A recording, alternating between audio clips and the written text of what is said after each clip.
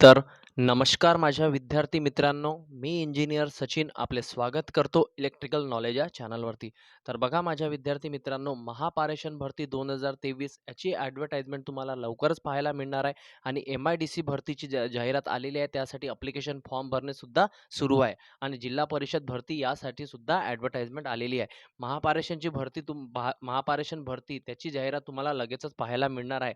तरी पण त्यासाठी महत्त्वाची जी क्वेश्चन सीरीज आहे ती सीरीज आपण स्टार्ट केलेली आहे. त्यामधले 26 क्लासेस झालेले आहेत. त्यानंतर मी जनरेटरपासून नेक्स्ट क्लास आपला जनरेटरपासून येणार आहे आणि तो जनरेटरचे पार्ट 4 ते 5 येणार आहे आणि मधले इम्पोर्टंट क्वेश्चन्स मी तुमच्याकडे नक्कीच आणणार आहे. तर जनरेटर उद्यापासून मी स्टार्ट करणार आहे. आज क्लासेस ऑफ इन्सुलेशन म्हणजे जे महत्त्वाचे क्लासेस असतात ना, त्याचं ऑपरेटिंग टेम्परेचर किती असते, त्यासाठी मी तुमच्यासाठी महत्त्वाचा क्लास घेऊन आलेला आहोत. तर हेडिंग दिसत असेल तुम्हाला मित्रांनो थंबनेलवरती क्लासेस ऑफ इन्सुलेशन्स. एक क्लास आणि क्लास ऑफ इन्सुलेशन फिनिश.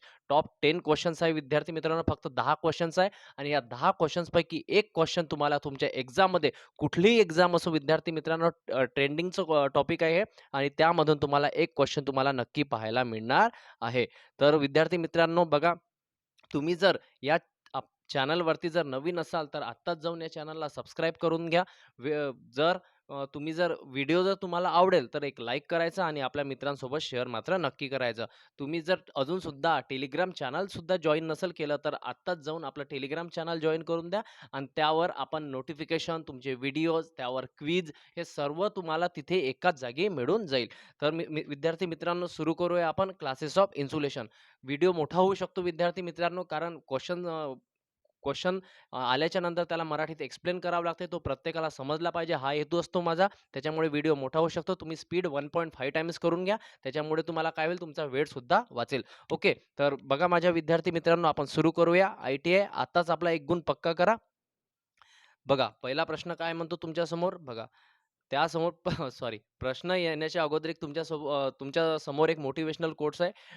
जे टायपिंग वाले सर असतात त्यांनी एक कोट सुद्धा टाकला आहे तुमच्यासाठी. तर बघा महत्त्वाचा कोट्स आहे. जीवनात कितीही कठीण प्रसंग आले तरी तक्रार करू नका.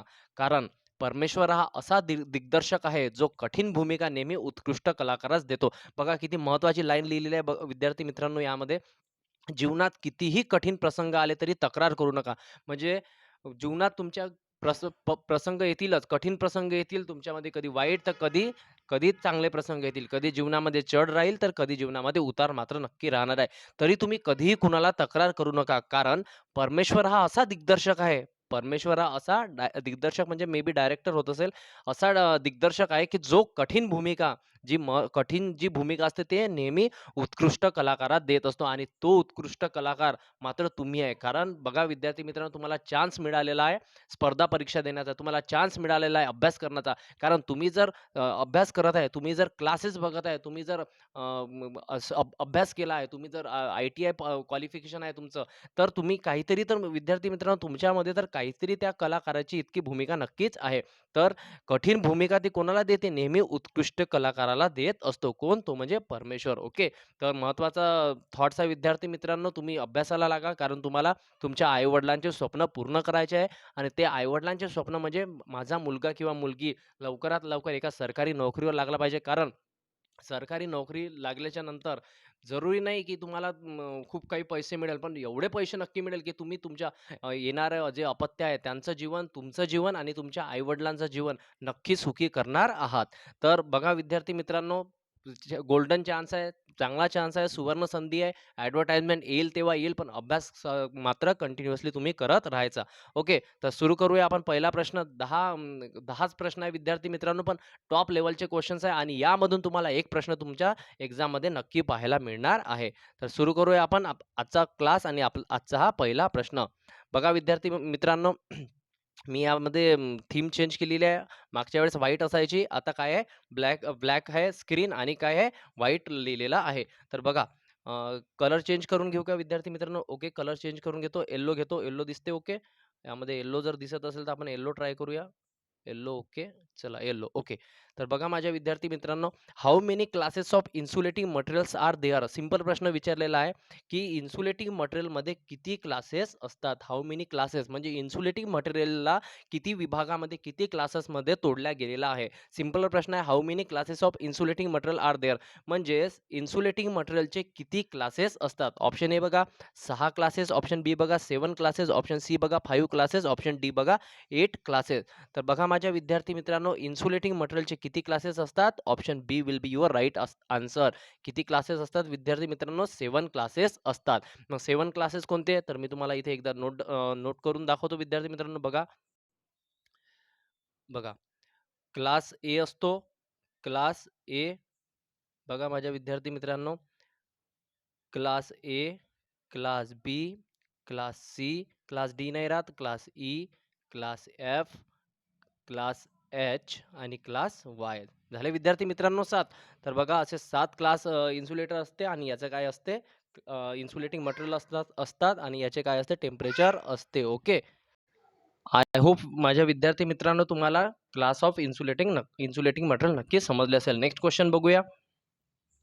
What is the value of dielectric constant of air? Simple प्रश्न आहे आणि तुम्हाला याचा आन्सर प्रत्येकाला याचं ठाऊकही असेल.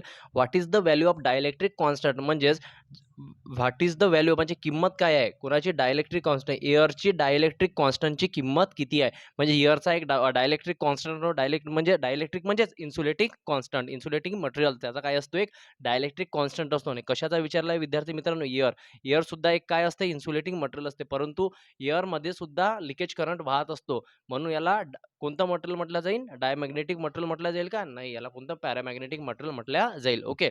तर काय म्हटलं जाते तुम्हाला मॅग्नेटिझममध्ये मी डायमॅग्नेटिक, पॅरामॅग्नेटिक आणि फेरोमॅग्नेटिक मटेरियल शिकवलेले आहे. तुम्ही तो जर क्लास नसेल पाहिला तर प्लेलिस्टमध्ये जाऊन त्याची सुद्धा सिरीज आहे. त्याचे सुद्धा तुम्ही क्लासेस मात्र नक्की करून घ्यायचे. तर प्रश्न काय विचारला आहे विद्यार्थी मित्रांनो? What is the value of dielectric constant of air? म्हणजे हवेचा डायलेक्ट्रिक कॉन्स्टंट व्हॅल्यू किती असते? ऑप्शन ए बघा लेस दॅन 1, ऑप्शन बी बघा 0, ऑप्शन सी बघा 1, ऑप्शन डी बघा नन ऑफ दीज. तर एअरचा किती असतो विद्यार्थी मित्रांनो? कधी पण डायलेक्ट्रिक कॉन्स्टंट एअरचा किती असतो? Option C will be your right answer. किती असतो? 1 असतो. कधी पण लक्षात ठेवायचं एअरचा डायलेक्ट्रिक कॉन्स्टंट किती असतो माझ्या विद्यार्थी मित्रांनो? 1 असतो. So option C will be your right answer. Next question बघूया. The most commonly used insulating material for low and medium voltage cable. Simple प्रश्न आहे आणि याचं मोस्ट ऑफ द मुलांना आन्सर ठाऊकही असेल. प्रश्न काय विचारलेला आहे तुम्हाला मी मराठीमध्ये समजून सांगतो. बघा माझ्या विद्यार्थी मित्रांनो, the most commonly use insulating material for low and medium voltage cable. म्हणजे लो आणि मीडियम व्होल्टेजचा जो केबल असतो त्यामध्ये जे इन्सुलेटिंग मटेरियल कॉमनली यूज केले जाते ते कोणतं यूज केल्या जाते? सिंपल प्रश्न आहे आणि भरपूरशा विद्यार्थ्यांना याचा आन्सर माहिती असेल. बघा, the most commonly use insulating material for low and medium voltage cable.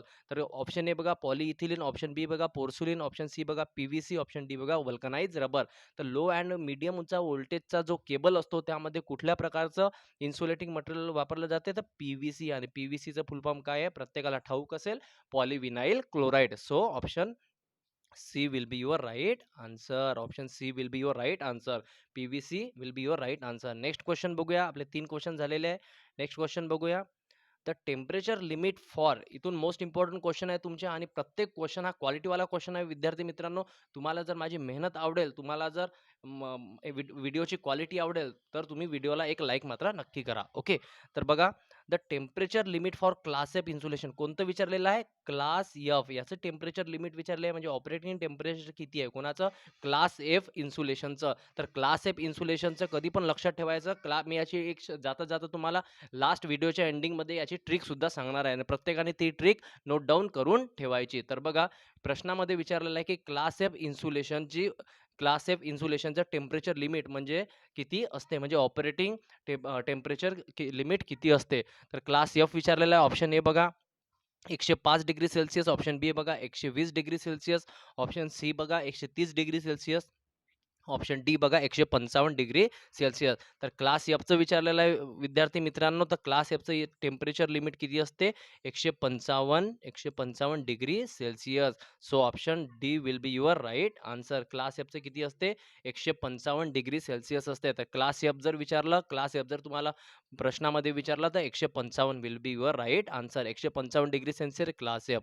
Next question बघूया. The temperature limit for class Y insulation. महत्त्वाचा प्रश्न आहे बघा. The temperature limit for class Y insulation. Option A 105 degree Celsius, option B 120 degree Celsius, option C 130 degree Celsius, option D 90 degree Celsius. The temperature of class Y insulation. तर कोणता क्लासचा आहे? Class Y इन्सुलेशनचं temperature limit किती असते बघा. तर option option D will be your right answer. Class वायचं किती असते? 90 टू 95 डिग्री सेल्सिअस असते. किती असते विद्यार्थी मित्रांनो? 90 टू 95 डिग्री सेल्सिअस. तर तुम्हाला विचारलं क्लास वायचं, तर किती? 90 ते 95 या दोनपैकी एक ऑप्शनमध्ये राहील. तर 90 किंवा 95 डिग्री तुम्ही आन्सर मारायचं. ओके, तर या ऑप्शनमध्ये काय आहे आता? 90 डिग्री आहे. The temperature limit for class Y insulation. Class एफचं किती होतं? 155. क्लास वायचं किती आहे? 90. ओके, मी तुम्हाला आठवणी करून देत चालतो वेळोवेळी, म्हणजे तुमचा यामधून येणारा एकही प्रश्न बाहेर जाता कामा नये. नेक्स्ट क्वेश्चन बघूया माझ्या विद्यार्थी मित्रांनो. The temperature limit for class A insulation. महत्त्वाचा क्वेश्चन मार्क आहे, याला स्टार मार्क करून ठेवा. महत्त्वाचा क्वेश्चन आहे. The temperature limit class A insulation. कोणतं इन्सुलेशन विचारलेलं आहे? Class A insulation. Option A बघा 105 degree Celsius, option B 120, option C 130 degree Celsius, option D 90 degree Celsius. तर क्लास एचं किती असते बघा? महत्त्वाचा प्रश्न आहे. Class A insulation. Class A इन्सुलेशनचं temperature limit किती असते? Option A 105 degree Celsius. किती असते? 105 degree Celsius. So option A will be your right answer. Next question बघूया. 3 झालेले आपले. क्लास एफ 155, त्यानंतर क्लास वाय 90 डिग्री, त्यानंतर class A 105 degree. Next question बघूया. The temperature limit for class B insulation is. Simple प्रश्न आहे आणि याचं आन्सर सर्वांना ठाऊकी असेल बघा, कारण हा प्रश्न मोस्ट इम्पॉर्टंट आहे. तो भरपूर त्या क्वेश्चनमध्ये विचारला गेलेला आहे. प्रश्न काय म्हणतो? The temperature limit class B insulation. कुठल्या प्रकारचं? Class B insulation. Option A बघा 105 डिग्री, ऑप्शन बी बघा 120 डिग्री, ऑप्शन सी बघा 130 डिग्री, ऑप्शन डी बघा 90 डिग्री.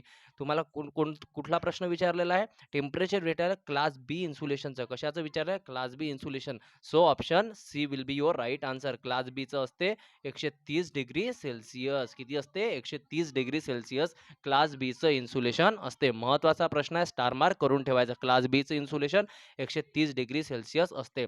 नेक्स्ट क्वेश्चन बघूया. The temperature limit for class E insulation. किती विचारलेलं आहे? The temperature limit for class E insulation. Option A बघा class ईचं विचारलेलं गेलं आहे. ऑप्शन ए बघा 105, ऑप्शन बी बघा 120, option C 130, option D 90 degree. तर क्लास ईचं किती असते बघा? क्लास ईचं असते टेम्परेचर लिमिट, नेहमीच लक्षात ठेवायचं, 120 डिग्री सेल्सिअस. किती असते? 120 degree Celsius. So option B will be your right answer. महत्त्वाचा क्वेश्चन आहे, स्टार मार्क करून ठेवा. क्लास ईचं किती असते? 120 डिग्री सेल्सिअस. नेक्स्ट क्वेश्चन बघूया. The temperature limit for class H insulation. कुठला प्रश्न विचारलेला आहे? The temperature limit for class H insulation. Option A बघा 105 degree Celsius, option B 120, option C 180 ते 250 डिग्री, ऑप्शन डी 180 ते 180 डिग्री सेल्सिअस. कुठल्या प्रकारचा विचारलेला आहे विद्यार्थी मित्रांनो? क्लास एच विचारलेला आहे. क्लास एच टेम्परेचर लिमिट किती असते? Option D 180 degree Celsius. किती असते? 180 डिग्री सेल्सिअस. कुठलं? क्लास एच क्लास एचचं जे इन्सुलेशन असतं याची टेम्परेचर लिमिट किती असते? 180 degree Celsius. So option D will be your right answer. Next question बघूया आणि महत्त्वाचा प्रश्न आहे, लास्ट क्वेश्चन आहे, 10वा प्रश्न आहे बघा. The temperature limit for class C insulation. यानंतर मी तुम्हाला ट्रिक सांगून देतो, कशा प्रकारे लक्षात राहील आणि इझिली तुमच्या लक्षात राहू शकते. Okay, the temperature limit for class C insulation is. Option A 105 degree Celsius, option B 120, option C 180 ते 250, ऑप्शन डी 180 डिग्री सेल्सिअस. तर कधी पण लक्षात ठेवायचं क्लास सीचं इन्सुलेशन सर्वात जास्त असते आणि ते असते 180च्या वरती greater than 180 greater than 180 degree Celsius greater than 180 degree Celsius. तर ग्रेटर दॅन म्हणजे ते मग 180च्या वरती राहील temperature limit for class C. तर ते असते 180 ते 250च्या मधामध्ये असते. 180च्या म्हणजे ग्रेटर दॅन 180 सुद्धा तुम्हाला ऑप्शनमध्ये नक्की देऊ शकते. Okay. The temperature limit for class C insulation किती आहे? 180 ते 250. म्हणजे सर्वात जास्त क्लास सीचं असते आणि सर्वात कमी कशाचं असते? सर्वात कमी असते 90 डिग्री. कोणाचं असते 90 डिग्री? क्लास क्लास एचं असते 105 डिग्री आणि क्लास वायचं असते 95 डिग्री किंवा 90 डिग्री. ओके. चला मी तुम्हाला एकदा ट्रिक सांगतो याची कसं लक्षात ठेवायचं. सर्वांना हा क्लास नक्कीच आवडलेला असेल, पण त्या अगोदर एकदा ट्रिक बघून घ्या सर्वांनी आणि त्यानंतर क्लास एंड करायचा आणि महत्त्वाचा क्लास आहे सर्वांनी हे क्वेश्चन्स नोट डाऊन करून ठेवायचे. बघा ट्रिक काय आहे विद्यार्थी मित्रांनो, तुम्ही एकदा ABCD सिक्वेन्सनं लिहून घ्यायची. ओके. तर ABCD कशी लिहायची? A, B, C, डी तर आहेच नाही. डीचं इन्सुलेशनच नाही आहे. मग ई, एफचं असते. इथे जागा नाही. मी पहिल्या क्वेश्चनवर जातो विद्यार्थी मित्रांनो, जेणेकरून तिथे जागा पण आहे आणि भरपूर तुम्हाला बघा आता इथे तुम्हाला सर्वांना ट्रिक नक्की समजून जाणार आहे. तर बघा माझ्या विद्यार्थी मित्रांनो, एकदा असं लिहून घ्यायचं ए, बी, सी, डी नाही राहत, ई राहते, एफ राहते आणि किती झाले ई, एफ, जी, एच, एच राहते. त्यानंतर ए, बी, सी, डी नाही राहत, ई, एफ, एच किती झाले 6 झाले आणि एक वाय असते. किती असते? वाय असते. तर वायला सध्या बाजूला काढून घ्यायचा. मग एचं लिहायचं. एचं असते 105. 105 पासून जाऊ आपण. त्यानंतर बीचं बघा विद्यार्थी मित्रांनो, एचं 105 लिहिलं. ओके. एकदा पुन्हा बघा ए, बी, सी, डी नाही राहत, ई, एफ, एच. वाय सोडून द्या सध्या. एचं 105. ओके. बीचं 130. सीचं सोडून द्या. ईचं 120. एफचं 155 आणि एचचं 180. आणि सीचं किती असते तुम्हाला सर्वांना माहिती आहे. सीचं सर्वात जास्त असते आणि ते म्हणजे ग्रेटर दॅन 180. म्हणजे सीचं सगळ्यात जास्त असते. मग बघा एचं 105. मग 105 नंतर 120 यायला पाहिजे. मग ते बीचं व्हायला पाहिजे होतं, परंतु ते बीचं झालं का नाही? ते कोणाचं? एचं. इथं थोडा फेरबदल आहे. हे सुद्धा बी आणि ई लक्षात ठेवायचं. मग त्यानंतर बघा बीचं 130 तर ईचं 120, एफचं 155 आणि एचचं 180. मग राहिला क्लास वाय इन्सुलेशन त्याचं किती असते? 90 असते. तर सिंपल आहे. सर्वांना समजलं असेल विद्यार्थी मित्रांनो. आय होप महत्त्वाचा क्लास होता आणि हा मी तुमच्यासमोर घेऊन आलेलो आहो. कारण माझ्या विद्यार्थी मित्रांचा एकही टॉपिकमधून एकही प्रश्न सुटता कामा नये. महत्त्वाचा क्लास होता मी तुमच्यासमोर घेऊन आलेलो आहो. तर आय होप तुम्हाला हा क्लास नक्की आवडला असेल. तर पुन्हा भेटूया आपण पुढच्या व्हिडिओमध्ये एक नवीन अपडेट घेऊन. आणि जर विद्यार्थी मित्रांनो तुम्ही या चॅनलवरती जर नवीन असाल तर चॅनल सबस्क्राईब करून द्या. व्हिडिओ आवडला असेल तर एक लाईक करा आणि आपल्या मित्रांसोबत शेअर मात्र नक्की करा. तर पुन्हा भेटूया पुढच्या व्हिडिओमध्ये नवीन टॉपिक घेऊन, नवीन नोटिफिकेशन घेऊन. काही असले तर मी नक्की तुमच्या समोर येईल. तोपर्यंत चला भेटूया पुढच्या व्हिडिओमध्ये. तोपर्यंत बाय.